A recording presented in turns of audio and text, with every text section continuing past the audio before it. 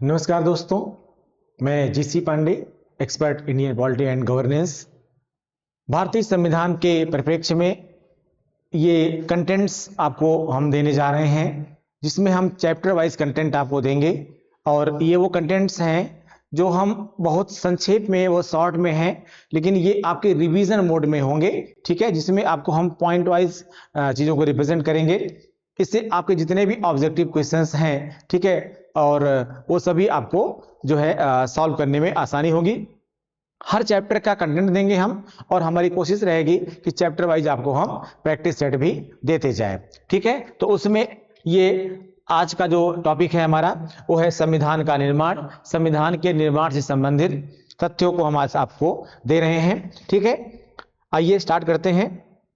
भारत के लिए संविधान की रचना हेतु संविधान सभा का विचार सर्वप्रथम किसने प्रस्तुत किया था? भारत के लिए संविधान की रचना हेतु संविधान सभा का विचार सर्वप्रथम किसने प्रस्तुत किया था? तो किसने प्रस्तुत किया था?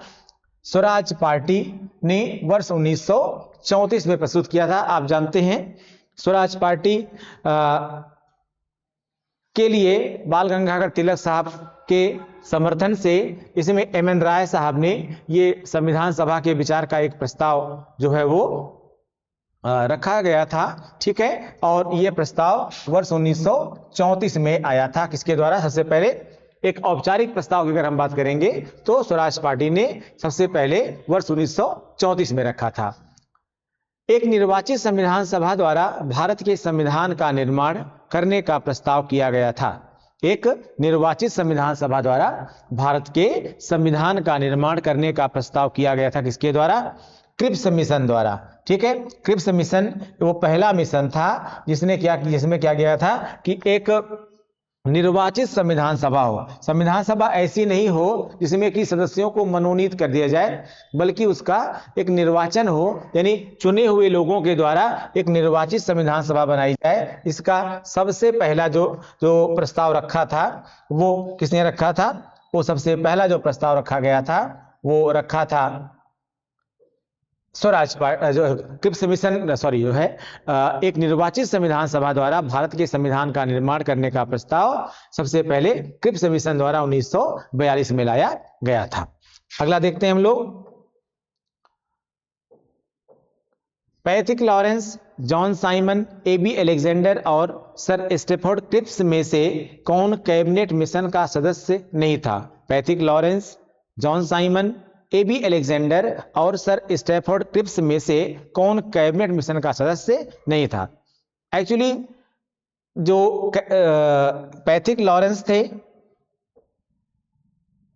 ए.बी. अलेक्जेंडर थे और सर स्टैफोर्ड क्रिप्स थे, ये सभी जो है कैबिनेट मिशन के सदस्य थे।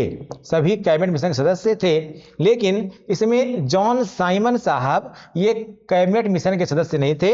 जॉन साइमन की अध्यक्षता में जो है एक साइमन कमीशन बनाया गया था, और ये साइमन कमीशन के सदस्य थे, जबकि ये कैबिनेट मिशन के सदस्य नहीं थे। वर्ष 1946 में निर्मित अंतरिम सरकार में कार्यपालिका परिषद के उपसभापति थे। वर्ष 1946 में निर्मित अंतरिम सरकार में कार्यपालिका परिषद के उपसभापति थे। कौन थे? कार्यपालिका परिषद के उपसभापति पंडित जवाहरलाल नेहरू थे। प्रथम अंतरिम राष्ट्रीय सरकार की घोषणा की गई थी। जो अंतरिम सरकार बनी थी, पहली अंतरिम सरकार बनी थी, उसकी घोषणा कब हुई थी? 24 अगस्त 1946 को हुई थी। कैबिनेट मिशन योजना के अंतर्गत संविधान निर्मात्री परिषद में प्रत्येक प्रांत को आवंटित सदस्य संख्या निर्धारित करने के लिए एक प्रतिनिधि कितनी जनसंख्या के अनुपात में था? तो था 10 लाख व्यक्तियों पर एक प्रतिनिधि। यानी जो संविधान सभा बनेगी, ठीक है, उस संविधान सभा में 10 लाख व्यक्तियों में का प्रतिनिधित्व तो एक व्यक्ति करेगा, ऐसी व्यवस्था की गई थी। भारतीय इतिहास के संदर्भ में प्रांतों से संविधान सभा के सदस्य किस प्रकार निर्वाचित हुए थे? भारतीय इतिहास के संदर्भ में प्रांतों से संविधान सभा के सदस्य किस प्रकार निर्वाचित हुए थे? तो कहां से निर्वाचन किया गया था इनका? जो प्रांतीय विधानसभाएं थी उस समय, प्रांतीय विधानसभा के द्वारा ही क्या किया गया था? संविधान सभा के सदस्यों का निर्वाचन किया गया था, क्योंकि प्रत्यक्ष निर्वाचन अगर संविधान सभा के सदस्यों का होता तो स्थिति कुछ और हो सकती थी, और वो उस समय की व्यवस्था, उस समय की परिस्थिति के हिसाब से ठीक भी नहीं था। भारत की संविधान सभा का प्रथम अधिवेशन कब शुरू हुआ? संविधान सभा की जो पहली बैठक थी, जो कब हुई थी? 9 दिसंबर 1946 को, यानी प्रथम अधिवेशन कब प्रारंभ हुआ? 9 दिसंबर 1946 को आरंभ हुआ। किसने कहा था संविधान सभा अकेले ही देश के लिए एक स्वदेशी संविधान का निर्माण कर सकती है तथा सही मायने में और पूरी तरह से लोगों की इच्छा का प्रतिनिधित्व कर सकती है? ये महात्मा गांधी जी का सेंटेंस था। महात्मा गांधी जी ने इसको बड़े आत्मविश्वास के साथ कहा था कि संविधान सभा हमारी एक ऐसी संविधान सभा बनेगी जो अकेले ही देश के लिए एक स्वदेशी संविधान, यानी ऐसा संविधान जो भारत के लिए, लोगों के द्वारा भारत के लिए बनाया जा रहा हो, का निर्माण कर सकती है और सही मायने में और पूरी तरह से लोगों की जो इच्छा है, जो लोगों की आकांक्षा है स्वराज के संदर्भ में, उसको पूरा कर सकने में सक्षम होगी। ठीक है, ये महात्मा गांधी का सेंटेंस था। नेहरू जी ने संविधान सभा में उद्देश्य प्रस्ताव कब प्रस्तुत किया था? नेहरू ने संविधान सभा में उद्देश्य प्रस्ताव कब प्रस्तुत किया था? 13 दिसंबर 1946। 13 दिसंबर 1946 को नेहरू जी ने संविधान सभा में उद्देश्य प्रस्ताव प्रस्तुत किया था। राष्ट्रमंडल में भारत की सदस्यता का अनुमोदन किस वर्ष किया गया?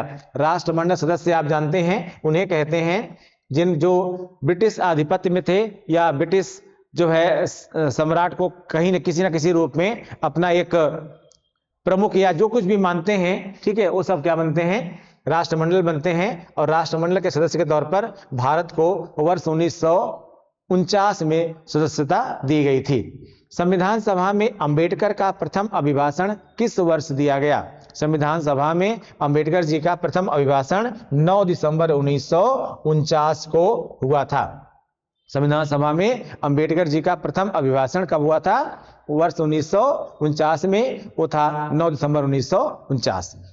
भारतीय संविधान सभा के उद्घाटन के अधिवेशन की अध्यक्षता किसके द्वारा की गई थी? भारतीय संविधान सभा के उद्घाटन के अधिवेशन की अध्यक्षता किसके द्वारा की गई थी? आप जानते हैं जो पहली बैठक थी संविधान सभा की, जिसको हम उद्घाटन बैठक भी कह सकते हैं, उसके संविधान सभा के अस्थायी अध्यक्ष के तौर पर डॉक्टर सच्चिदानंद सिन्हा जी थे और डॉक्टर सच्चिदानंद सिन्हा के द्वारा ही अध्यक्षता की गई थी। बाद में 11 दिसंबर 1946 को क्या किया गया था? डॉक्टर राजेंद्र प्रसाद को संविधान सभा का औपचारिक अध्यक्ष चुन लिया गया था। संविधान सभा में उद्देश्य प्रस्ताव किसके द्वारा प्रस्तुत किया गया था? पंडित जवाहरलाल नेहरू के द्वारा उद्देश्य प्रस्ताव प्रस्तुत किया गया था। ये अलग बात है कि उस उद्देश्य प्रस्ताव को बनाने का कार्य जो है वो एम.एन. राय साहब ने किया था। ठीक है, भारतीय संविधान का प्रथम प्रारूप तैयार किया गया बी.एन.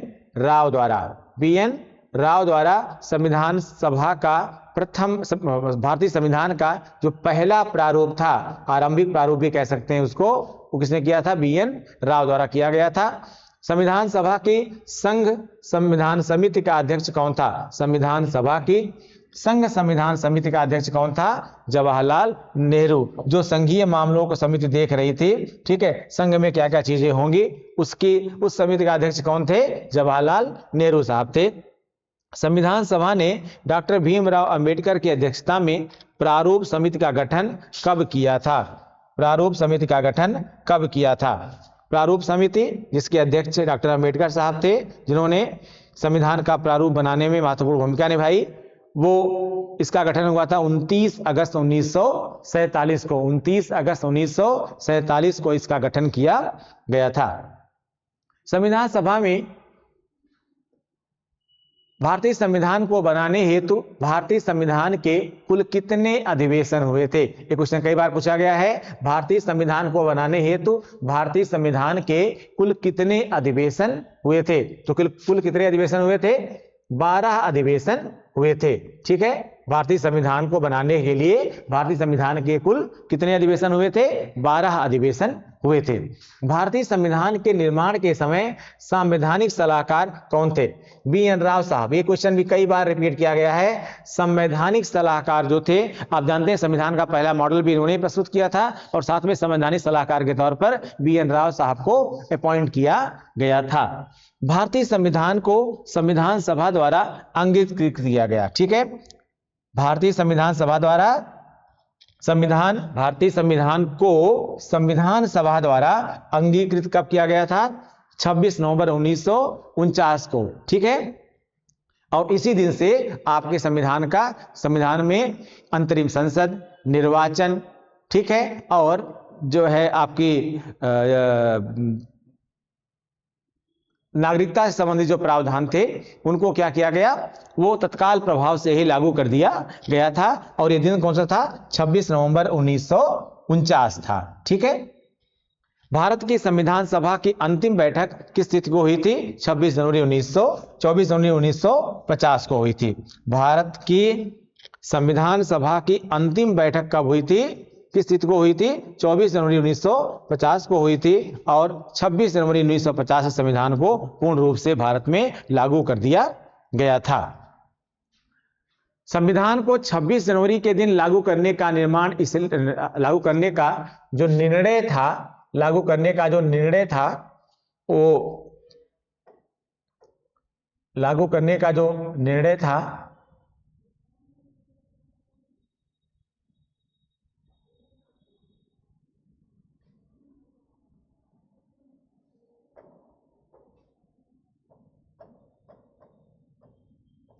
लागू करने का निर्णय इसलिए लिया गया क्योंकि कांग्रेस ने इस तिथि को वर्ष 1930 में स्वतंत्रता दिवस के रूप में मनाया था।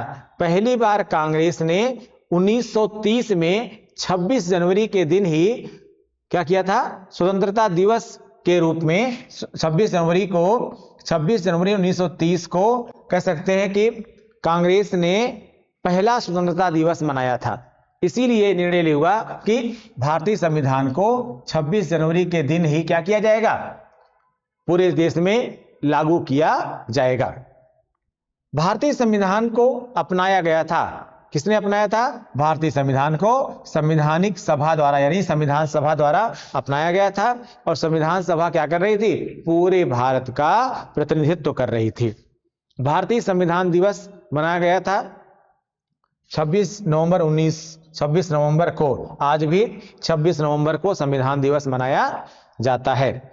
अपनी राष्ट्रवादी प्रतिक्रिया में भारतीय संविधान के निर्माताओं के अल्पसंख्यकों के हितों तथा भावनाओं के महत्व को कम करके आंका है। यह कथन है आइवर जेनिंग्स का। ठीक है ना, इनका आरोप था कि अल्पसंख्यकों के हितों का उतना ध्यान नहीं रखा गया भारतीय संविधान में जितना रखा जाना चाहिए था। ठीक है, जो सही नहीं है, लेकिन ऐसा इनका मानना था।